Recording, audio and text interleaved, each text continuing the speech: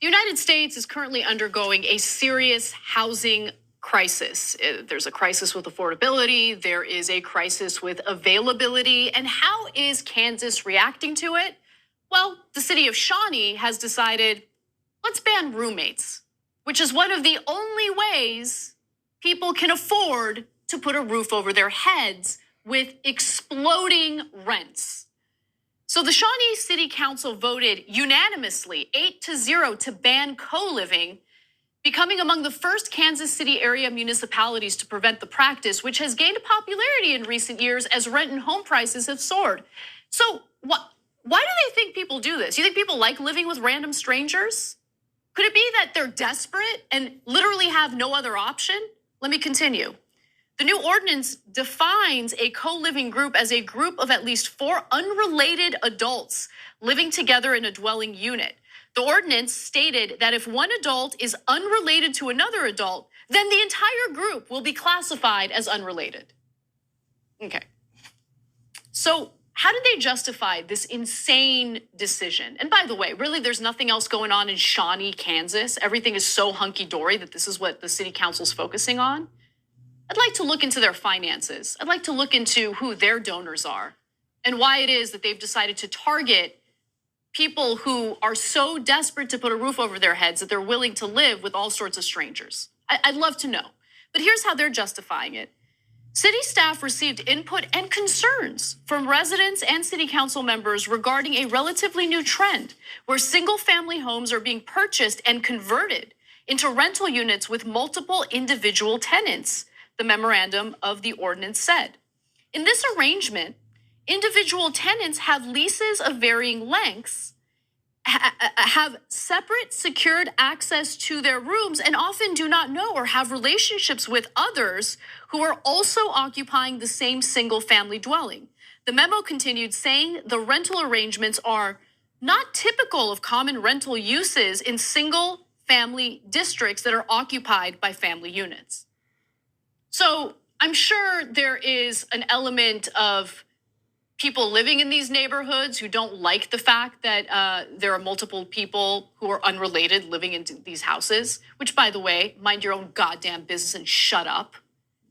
But again, the real goons here at the end of the day are the individuals who are elected in positions of power. And what are they doing?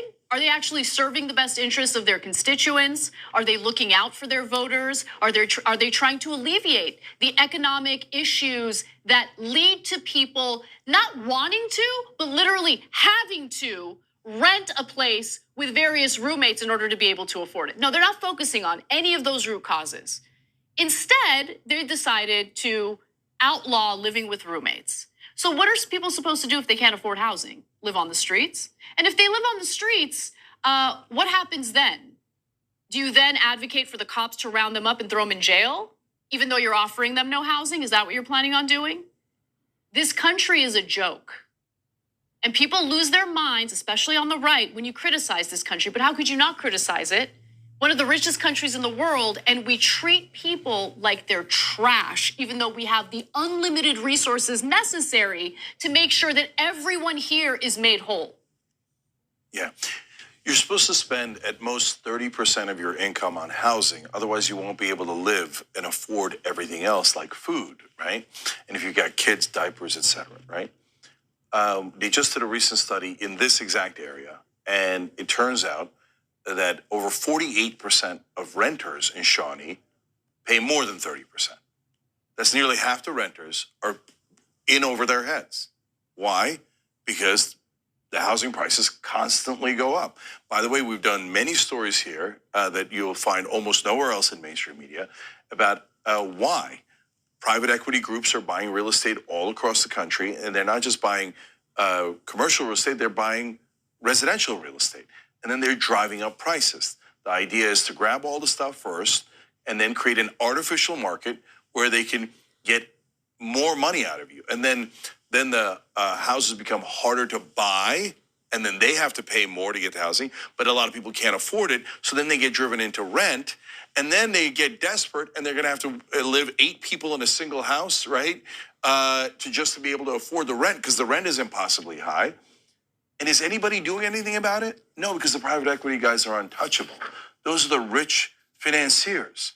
And it's like we did a story about the Gilded Age a minute ago on the show, and that's exactly what happened in the Gilded Age. The bankers grabbed everything and squeezed the life out of people until there was fury.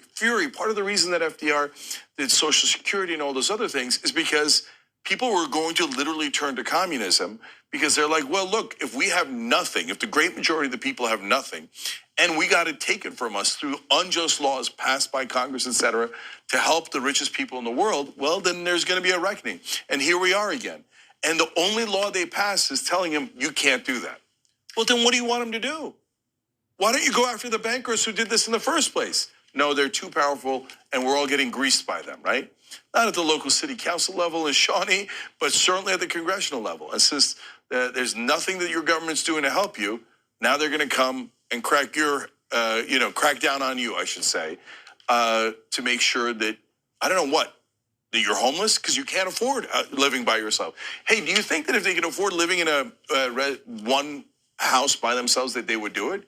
Yeah, of course they would do it. Think they want to live with 7 other random people? Have keys within the house? Well, you can't go to that room. That's like a separate house because that's somebody else's. It's so awkward. They're not doing it out of choice. They're doing it because they have no choice. Let me give you the numbers. Let's go to graphic 6 here. So look, our audience is smart. We live in reality and we see it with our own eyes. But for anyone who might have missed this, okay, let's focus on Johnson County, right? This is where the city council is making these changes.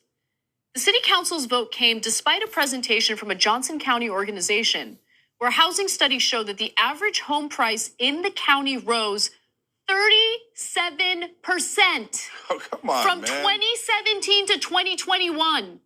In just a few short years, it rose 37%, climbing from $324,393 to $443,700. The study, shockingly also showed that wages did not rise at that same rate. Really? They didn't rise 37%? And by the way, you turn on cable news and all their nonstop talk of inflation, what do they say is the real problem? They said your wages went up too much. No. That's the problem? You got economic stimulus. Those Biden bucks and those Trump bucks, though. 1,000 here, maybe 2,000 there. That economic stimulus really screwed up the economy, didn't it? Private equity firms, they can do whatever they want. Federal Reserve, keep printing that money. Artificially low interest rates, keep it coming. Yeah, CNN, MSNBC, Fox, doesn't matter. It's all the same garbage. They lie to you, okay?